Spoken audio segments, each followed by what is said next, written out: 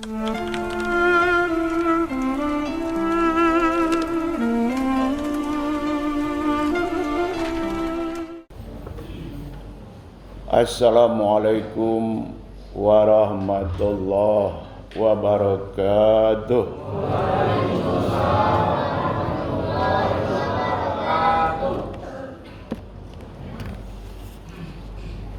Allahu akbar, Allahu akbar, Allahu akbar. Allahu akbar, Allahu akbar, Allahu akbar. Allahu akbar, Allahu akbar, Allahu akbar. Allahu akbar kabira walhamdulillahi katsira wa subhanallahi bukratan wa asila. La ilaha illallah wallahu akbar. Allahu akbar walillahil hamd. Innal hamdalillah nahmaduhu wa nasta'inuhu wa nastaghfiruh wa na'udzu billahi min syururi anfusina wa min sayyiati a'malina may yahdihillahu fala mudhillalah wa may yudlil fala hadiyalah. Asyhadu an la ilaha illallah wahdahu la syarikalah wa asyhadu anna sayyidana Muhammadan abduhu wa rasuluh la nabiyya ba'dah. Allahumma salli ala sayyidina Muhammad wa ala alihi wa ashabihi. Amma ba'du, fa ya ayyuhal hadirun ayyuhal muslimun usikum wa iyaya bittaqwallah faqad fazal muttaqun. Wa qala ta'ala fi kitabihil karim ya ayyuhalladzina amanu taqullaha haqqa tuqatih wa la tamutunna illa wa antum muslimun. Allahu akbar, Allahu akbar, Allahu akbar walillahil hamd. Taqabbalallahu minna wa minkum. Taqabbal ya karim, kullu amin wa antum bi khairin.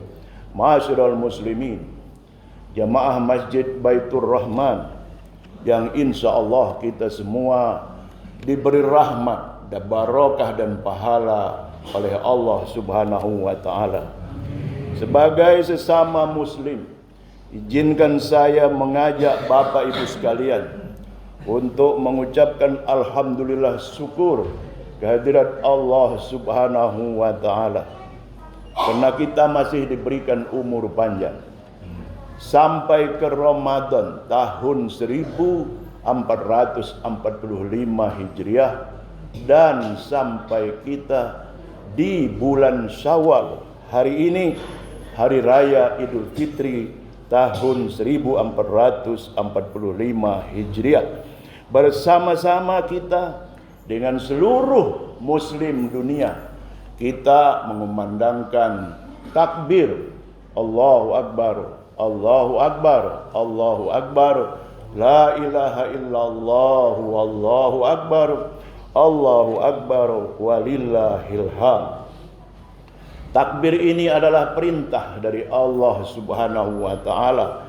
Dalam surat Al-Baqarah ayat 185 Allah berfirman, walitukmilul iddata walitukabbirullaha ala ma hadakum wa la'allakum tashkurun. Hendaklah kamu menyempurnakan bilangan puasamu dan hendaklah kamu sesudah itu bertakbir kepada Allah Subhanahu wa taala yang memberikan petunjuk kepada kamu. Semoga kamu menjadi orang-orang yang berterima kasih.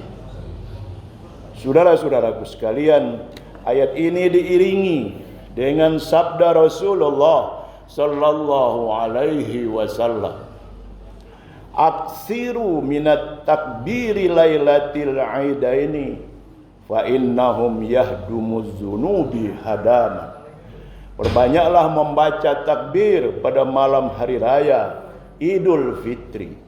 Karena bacaan takbir itu dapat menghapuskan dosa-dosa. Bertakbir kita di malam 1 Syawal, di malam 2 Syawal tidak boleh lagi bertakbir. Hadirin jamaah Idul Fitri rahimakumullah. Bulan Ramadan adalah bulan training, bulan pelatihan mental dan fisik untuk seluruh kaum muslimin. Kita dilatih berlapar-lapar. Kita dilatih untuk tidak makan dan minum. Kita dilatih untuk tidak ngomong riba. Kita dilatih untuk tidak ngomong mengadu domba. Kita dilatih untuk melawan hawa nafsu. Itulah training Ramadan. Untuk apa?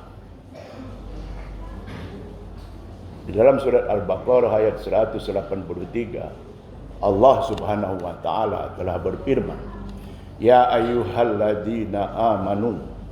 Wahai orang-orang yang beriman. Di situ tidak disebut ya ayyuhan nas, wahai manusia. Tapi hanya kita yang disapa oleh Allah, orang-orang beriman, orang-orang yang muslim.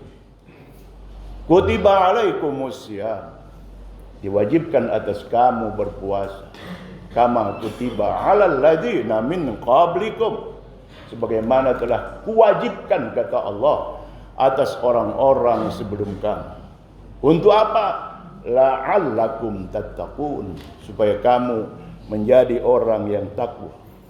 Jadi selama 29 atau 30 hari itu kita ditempa oleh Allah, oleh Rasul, agar supaya kita berlatih untuk kemudian menjadi orang-orang yang muttaqin. Karena orang-orang yang muttaqin itulah orang-orang yang akan masuk ke dalam surga. Muttaqin adalah amal soleh. Siapa yang beramal soleh, latihan pada waktu itu, insya Allah dia menjadi orang-orang yang takwa. Kalau dia ingin menjadi orang yang takwa. Tapi ada orang yang melewati Ramadan tidak ingin menjadi orang yang takwa. Ketika Ramadan sudah lewat, ia kemudian melakukan maksiat kembali seperti sebelum Ramadan sebelumnya. Saudara-saudaraku sekalian, Allah Subhanahu wa taala menjelaskan kepada kita ada 5 karakteristik ciri perilaku seorang takwa, seorang muttaqin. Rasakan kepada diri kita. Kalau ada 5 ini, berarti kita masuk ke dalam golongan orang-orang yang takwa. Kalau tidak ada yang 5 ini, salah satunya hilang atau salah 2-nya hilang, berarti kita belum masuk kepada orang-orang yang bertakwa. Yang pertama, orang yang bertakwa mendirikan sholat tanpa tinggal satu pun. Kalau Anda ada yang masih tinggal dengan sengaja tanpa uzur, maka dihukumkan sebagai orang yang melanggar perintah Allah Subhanahu wa ta'ala. Inna awwala ma yuhasabu bihil abdu yaumal qiyamah.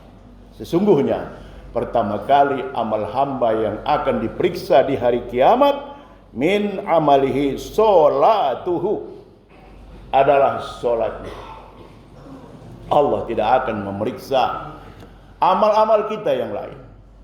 Belum puasa yang diperiksa, belum sedekah, belum kita memberi nafkah kepada anak istri kita, keluarga kita, belum yang lain-lain. Tapi yang akan diperiksa di hari kiamat adalah sholat 5 waktu. Maka kata Rasul kepada kita, fa in soluhat faqad aflaha wa anjaha. Siapa yang sholatnya bagus, siapa yang sholatnya sesuai dengan perintah dari Nabi besar Muhammad sallallahu alaihi wasallam, faqad aflaha, dia menjadi orang yang sukses di akhirat. Wa anjaha, dia menjadi orang yang menang. Tetapi sebaliknya, wa in fasadat, jika solatnya rusak waktu dia solat, atau rusak karena dia memang tidak solat, atau rusak karena dia hanya 2 kali solat sehari, wa in fasadat faqad khaba wa khasira, maka dia masuk orang-orang yang rugi dan orang-orang yang disia-siakan. Saudara-saudaraku sekalian, itu ciri orang yang takwa yang pertama. Ciri yang kedua, berinfak pada saat lapang dan sempit. Kita sekarang banyak berinfak pada waktu lapang, tapi pada waktu sempit kita tidak berinfak. Ada yang malah tidak mau berinfak, tidak mau bersedekah, tidak mau membayar zakat, seolah-olah dia akan hidup untuk selama-lamanya, padahal nyawa dia berada di dalam genggaman Allah Subhanahu wa taala. Di dalam Quran Ali Imran 134, alladzina yunfiquna fis sarra wad dharra, tanda orang takwa kepada Allah, dia selalu memberikan sedekah atau infak kepada fakir miskin atau kepada yang membutuhkan. Pada waktu dia sempit dia berinfak, pada waktu dia dalam keadaan lapang dia berinfak. Saudara-saudaraku sekalian, saya kembali ke masjid ini. Pengurus sedang merenovasi menara sebesar 730 juta. Saya sudah minta kepada para jamaah, sudah masuk uang-uang kepada masjid kita sebesar 150 juta. Tapi kita masih kekurangan 300 juta lebih. Oleh karena itu, saya menghimbau kita semua agar supaya kita dapat mewakafkan uang kita di dalam masjid ini. Itu yang kedua, saudara-saudara. Ketiga, mampu mengendalikan amarah. Di dalam Al-Quran surat Ali Imran disebutkan mampu mengendalikan amarah.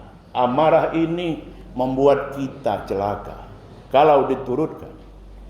Siapa yang suka amarah? Ketika dia mengendarai mobil, dia bisa menabrak orang lain. Siapa yang suka marah di rumah, dia bisa celaka, bisa berpisah dengan istrinya. Siapa yang marah di kantor, dia bisa bubarkan seluruh anak buahnya. Siapa yang marah di masjid, dia bisa tidak ke masjid karena dimusuhi oleh jamaah yang lain. Jangan marah, karena marah itu celaka.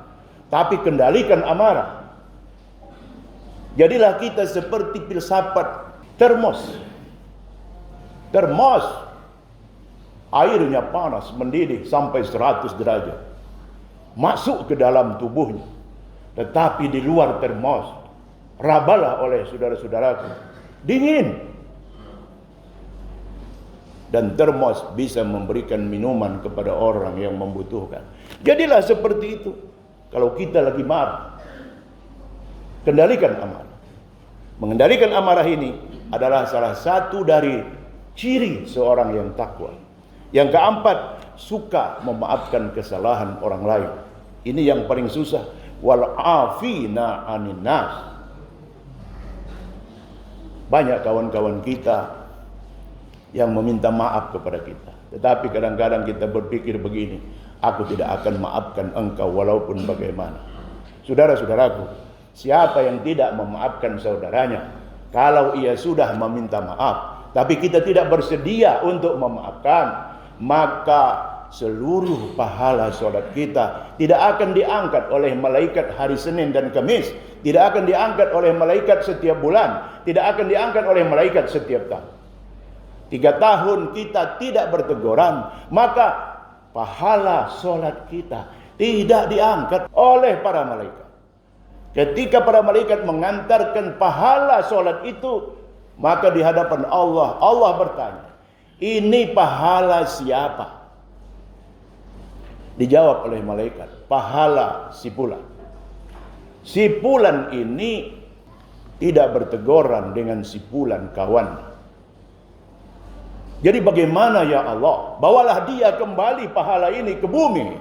Saya tidak akan menerima hatta yastoliha, hatta yastoliha, hatta yastoliha. Sampai 3 kali diucapkan oleh Allah. Sampai mereka berdua berdamai. Sampai mereka berdua berdamai. Sampai mereka berdua berdamai. Jadi jangan enak-enak kita tidak berteguran lebih dari 3 hari. Masuk hari keempat haram tidak berteguran. Istri kadang-kadang tidak berteguran berbulan-bulan. Saudaraku, puasa kita, solat kita tidak akan diangkat oleh para malaikat kehadirat Allah Subhanahu wa taala. Jadi yang keempat, suka memaafkan kesalahan orang lain. Yang kelima, jika ia melakukan kemaksiatan, segera ingatlah kepada Allah. Kita suka bermaksiat. Maksiat besar, maksiat kecil. Dan kita langsung meminta ampun atas dosa yang kita perbuat dan kemudian tidak meneruskan maksiat itu.